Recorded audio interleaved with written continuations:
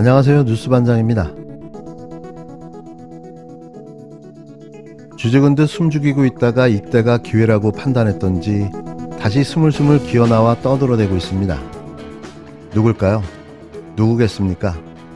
민주당 수박들을 말하는 건데요. 이제는 눈치도 보지 않습니다. 내년이 총선이다 보니 어떻게든 자신의 존재감을 드러내 보이기 위해 안간 힘을 쓰고 있는 건데요. 제발 이들이 불행한 최후를 맞았으면 하는 간절한 기도를 드립니다. 이상민, 김종민, 박용진, 조응천, 거기에 급도 안 되는 박지원까지, 또 거기에 조금 박해의 해, 김혜영까지 등판했는데요. 정치판을 이리저리 기웃거리던 그가 찾아낸 먹잇감은 이재명 대표였습니다. 그 하잘것없는 존재감을 드러내기 위해 소신정치라는 미명 아래 아무 말 대잔치를 또 시작했는데요. 국회의원 한 번 더 해먹으려면 이렇게라도 해야 하는 거죠. 그의 간절함이 느껴집니다. 현직도 아니고 전직도 한참 전직인 김 전 의원이 또 출몰했습니다. 이번에는 타이밍이 기가 막힌데요.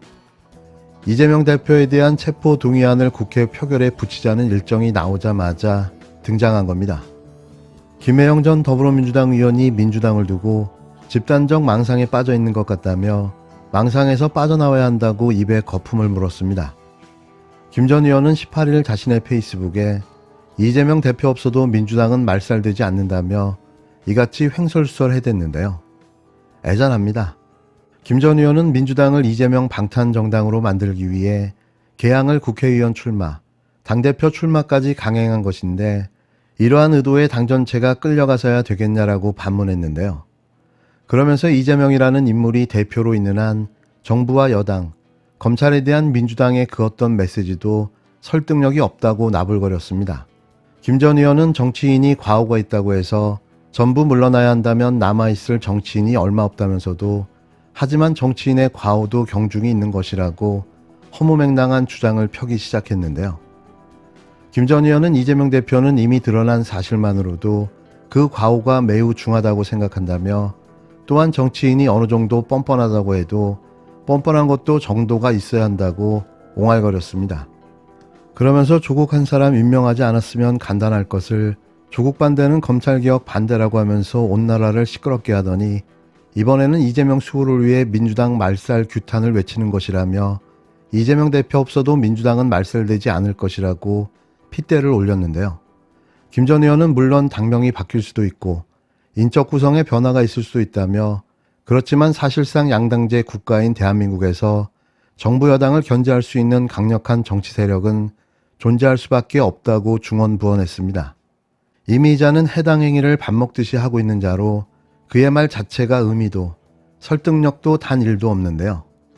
오로지 자신의 존재감을 드러내 보이고 싶은 정치 관종의 무리수인 거죠. 누가 당신을 올바른 정치인이라고 말할 수 있을까요? 당신이 지금 하고 있는 주장이 신념인가요? 아니면 사전 선거운동인가요? 거품을 물면 물수록 본인의 절박함만 드러날 뿐이니 이를 어쩌죠? 거품을 문 개는 반드시 죽습니다. 호흡이 딸려서 말입니다.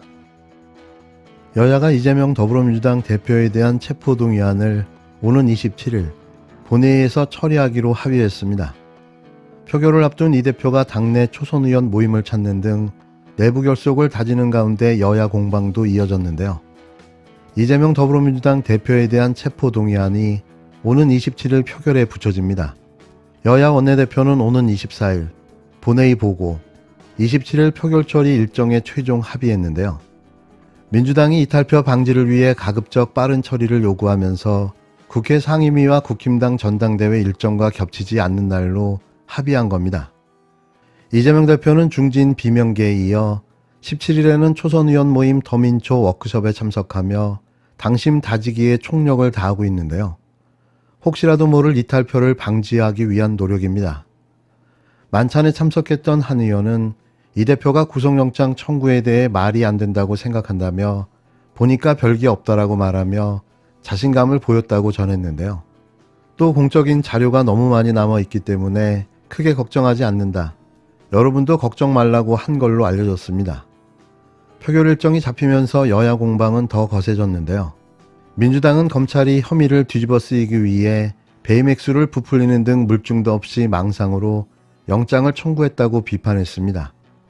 반면 국힘당은 이 대표가 깨끗하다면 무고함을 밝힐 절호의 기회인데 체포동의안을 왜 부결시키느냐며 목소리를 높였는데요. 하지만 일반 상식을 가진 대다수 국민들은 검찰의 이재명 대표 체포영장 청구가 정치 탄압이며 복수라는 사실을 너무나도 잘 알고 있습니다. 더 나아가 자신의 미래를 위해 윤석열 대통령의 정적 죽이기라고 생각하고 있는데요. 이건 분명한 사실이며 부인할 수 없는 진실입니다. 하기사 지금 하고 있는 꼴을 보면 미래의 자신이 걱정되기도 할 텐데요. 그래도 이건 아니죠. 윤석열의 미래는 이미 결정되어 있습니다. 한 언론 보도에 따르면 대통령실 고위 관계자는 사견임을 전제로 민주당에서 이 대표 방탄을 치면 치는 대로 검찰의 구속영장 청구는 한 번으로 끝나지 않을 것이라고 말했다고 합니다. 여기서 고위 관계자는 최소 수석급 이상을 말합니다. 찾아내는데 시간 그리 오래 걸리지 않을 겁니다.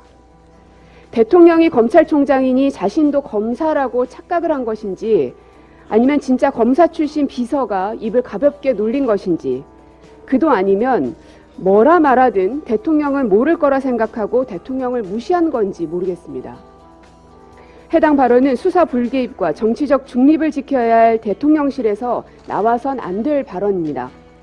그자가 누구인지 윤석열 대통령께서는 찾아내 엄중 경고 조치해야 할 겁니다. 초창기부터 불필요한 설화로 문제를 일으킨 대통령실 참모들이 여럿 있었습니다.